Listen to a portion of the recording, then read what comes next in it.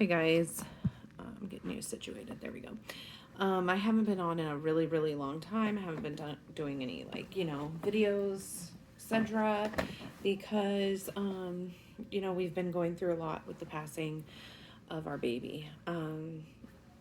Most of you would know the situation if you've been following. If not, basically we lost our son and had a stillbirth at 21 weeks and 1 day. It's been really hard for me to process. I've had a lot of shock, I guess is what it's called, as I've talked to people and reached out for therapeutic advice and stuff. But basically, the shock has kept me to where it's unbelievable, or it was hard to process. So far, I find that the triggering things are seeing women that are pregnant out and about. I'm okay in baby sections of stores. I'm okay seeing my friends and stuff like that and whatnot. But hearing newborns cry when I went to the pediatrician's office, stuff like that, that's still really difficult. And hard. But we loved Forrest very, very much, and we really desperately wanted him here. The love for a child that's unborn is still very deep. It's a big connection, and especially us being a Christian household. We value human life, and they're living to us. It's a human being, whether they're here or not. We do a lot of our mourning privately, so friends even haven't really seen me cry or be devastated. I obviously do that in my own home. I've done it with Corey and my kids and my mom and my grandma, but we don't cry a lot in front of our friends. And for a while, I was kind of nervous about that, because I was like, are they going to think that I didn't care, or that, I'm being heartless, which isn't the case. And luckily I've had really understanding friends that understand I'm not going to be crying all the time. On October 15th, we had Forrest's vigil, candlelit vigil, which is also the Wave of Light. And for anyone that doesn't know what the Wave of Light is, it is a nationally recognized day in the United States where anyone with a loss, or simply people that want to acknowledge lost moms and such, it's in honor of Pregnancy and Infant Loss Month, which is October. But basically on the 15th, everyone lights candles at 7 p.m. and leaves them lit for an entire hour to honor all the little babies that were either born sleeping or died in infancy. So we did that and had some very close friends and family there. We read a scripture that meant a lot to us. And we said a few words about Forrest and thanked everybody for, all the donations and stuff that was able to help us pay for the cremation and to buy his urn and my little cremation necklace that says Forrest Born Sleeping, things like that, which actually meant a great deal to us in our healing process. One of my most treasured things right now, besides my necklace, which I never take off except to shower, is my shadow box, because it has this picture. I'm looking at it. It has his footprints, his handprints.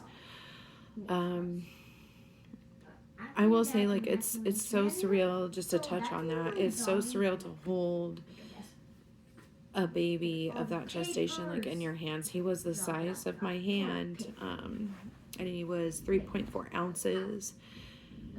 He had his beautiful little nose and everything else, and if we could bring him back, we would, obviously. But brings me to my next situation. Is obviously we decided that we were going to try, because we were ready for our very last baby, you know, we had prepared, even though he was a surprise, because we weren't trying. We were gonna try to wait until like our house was built, stuff like that. But you know, we have more than enough room here. We have you know, large bedrooms and the large yard, so it's not really something that I was worried about. So we decided, you know, we really want to try. Just all of the plans that we had set, and you know, finally getting the dream journey of having my midwife and the birthing center to have a natural birth, which I have dreamt of since literally Matthew. But just Corey having a better job and insurance and everything like that has enabled us to be able to do what we wanted to do. And before, I didn't have the insurance to cover a midwife or, you know, birthing center birth, and now I can, and I really want to. I want a water birth, and everything that comes with it is just so beautiful and peaceful. And you know, you're there for 4 hours after, and you get to go home. They leave the cord attached to your baby, so your baby gets all of their blood back into their own body. Just very natural, very peaceful, scripture, worship music, just the whole 9 yards. It's going to be great. I'm excited.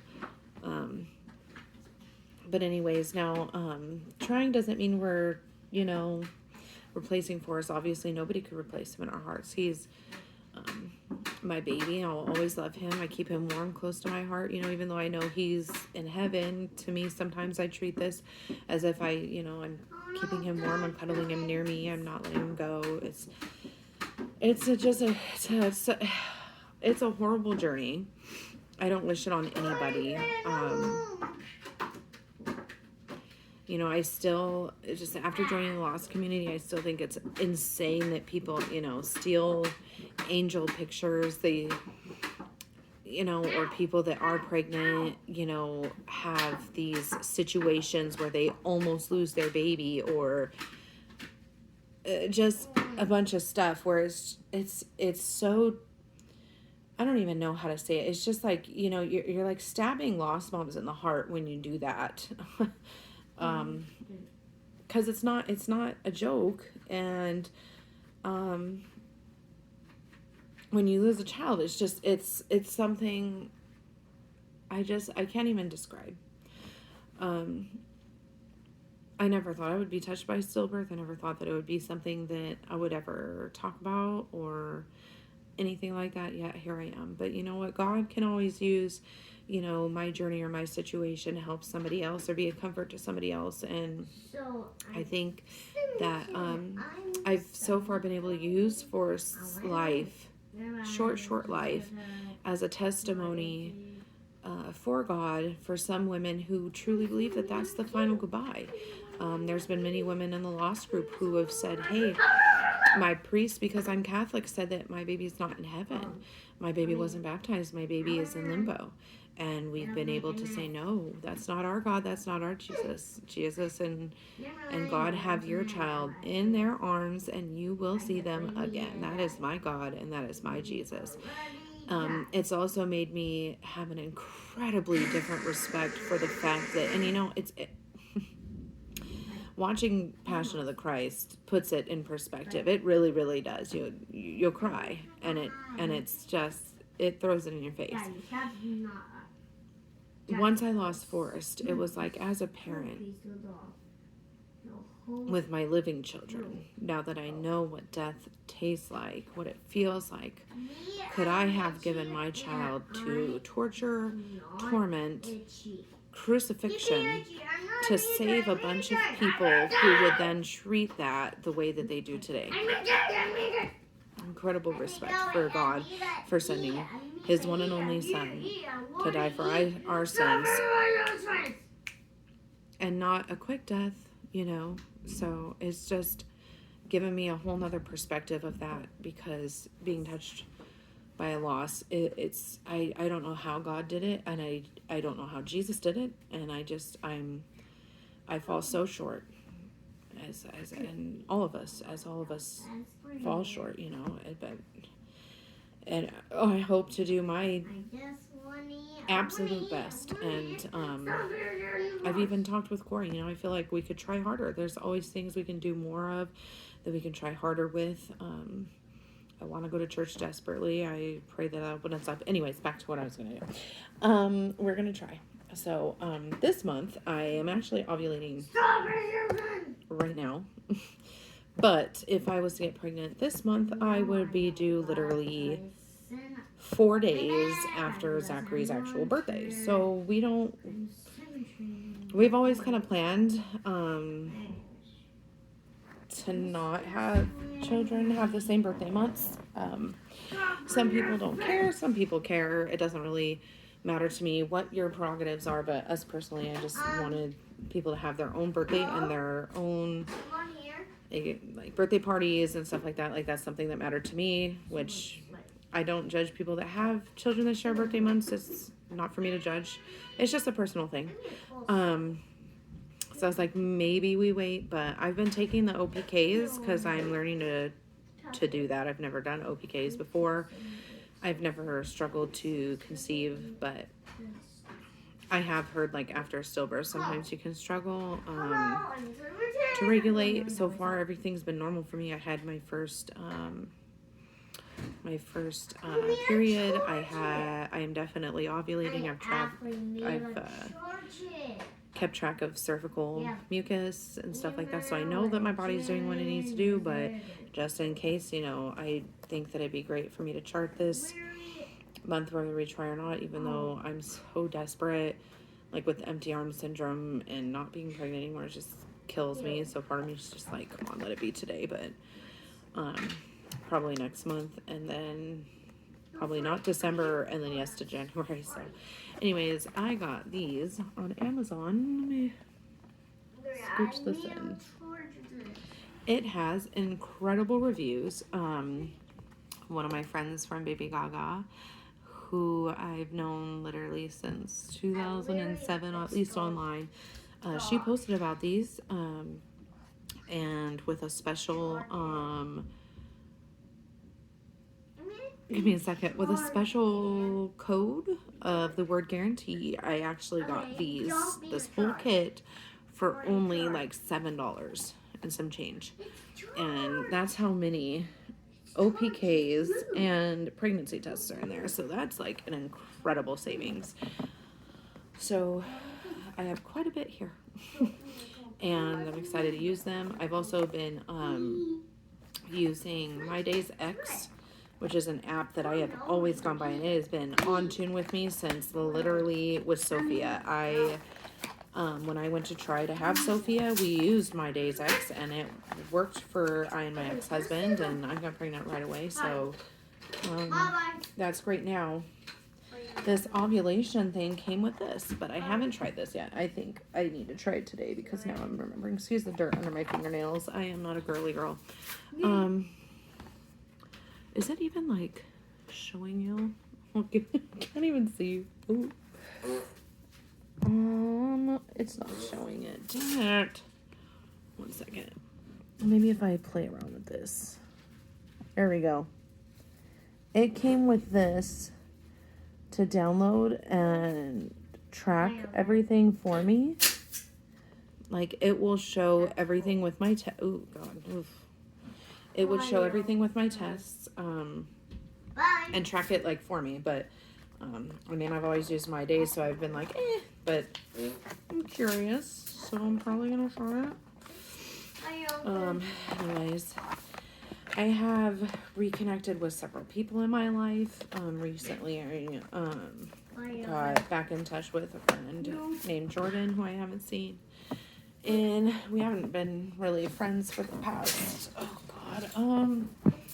maybe 7 years that we quit talking, and we reconnected, and she came to the vigil. God, sorry, I'm trying to get comfortable.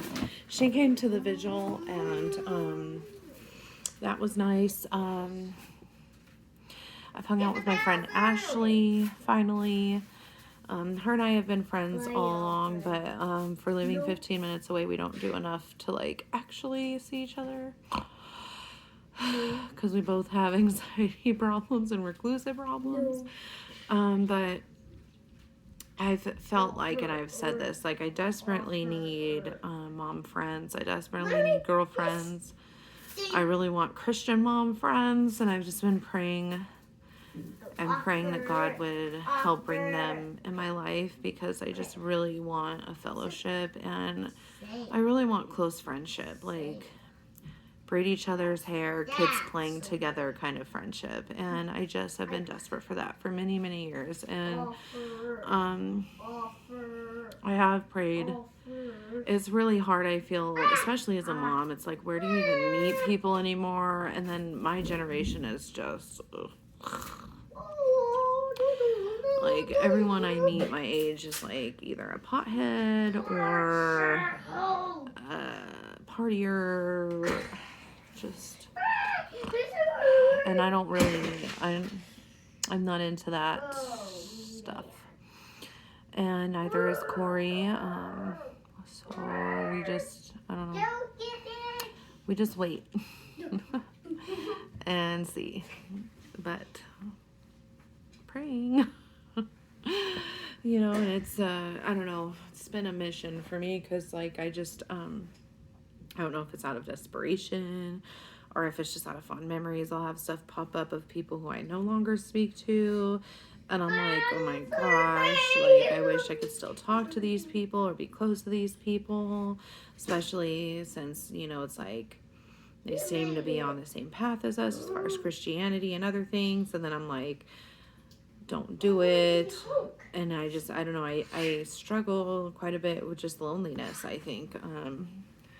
Just wanting girlfriends, you know, and especially Christian mom friends. I don't know, it's, sometimes I feel like it's almost harder that way, because I feel like I get this clicky feeling. I don't know if it's in my head or if it's just past experiences, but I feel like, you know, when you get to a church, it's like there's these really, you know, well-off families or really rich women, and they're really dressed nice, and they have the jewelry and the nails and the hair, and I've just never been like that. I'm just more kind of like, I'm very, like, natural. I don't wear a lot of makeup, rarely. Sometimes I do, like, if I'm doing something special, I can mom bun it any day of the week, you know, and I'm not rich.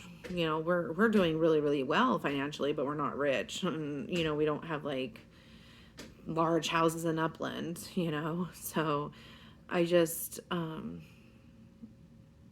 don't know if it's just us or if it's, like, in my head that I tell myself these things, and then that's why it doesn't happen, because I'm already preconceiving these notions in my head.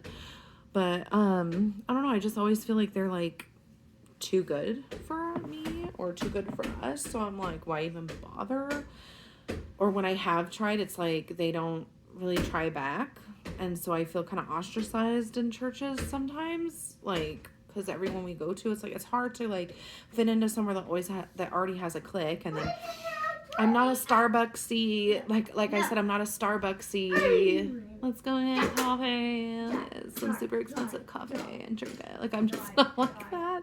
So maybe that's why, I don't know. I'm like, girl, we can get like a smart water and go to a freaking park and let our kids play.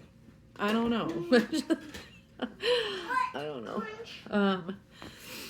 Something that I also can touch on is, obviously I've had a lot of struggles with weight loss, weight gain. I think, like, through depression and anxiety and a lot of the stuff that I've gone through over the years, it's just, I don't know, but we're gonna have some drastic changes coming up before, like, I get pregnant. I hope to lose a little bit. So I'll try. Like, if it happens, it happens. If it doesn't, it doesn't. Whatever. But afterwards, there's gonna be major changes, because I'm gonna take a crazy step towards the goal. And after that, I should probably be able to lose an incredible amount of weight. And that'll be different. But, I mean, I don't really identify my worth with my weight.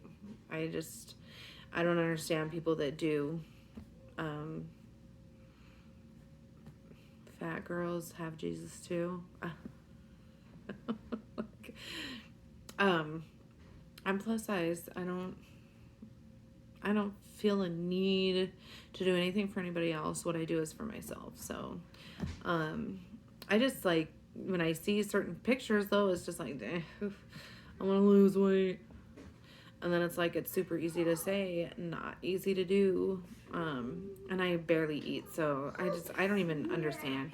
Barely eat, and I exercise, I do activities. So sometimes I just don't even understand it. And I've already had, testing for, I think it was, what is it called? Thyroid. I was tested for that, and that was fine. I don't have high blood pressure. I don't have high cholesterol. I don't have diabetes. I don't have PCOS. I don't have any of the things, so I don't really understand, and I don't know. I also created a blog on Blogger, on Blogspot. It's called Agape Love, Abundant Life. It's got my whole complete, like, detailed story of Forrest on there. Zachary Allen, don't hit my glass, please. It's got my whole detailed story of Forrest on there. Because I believe that sharing a story is actually helpful not only to my grief process, but also to anyone else going through the same type of loss. Yeah, it's incredible. Being in the loss group is changed me forever. And I'll never be whole. I'll always have a piece of me missing until the day I die. Because that was my son. And that was my baby. And I was ready to have my baby.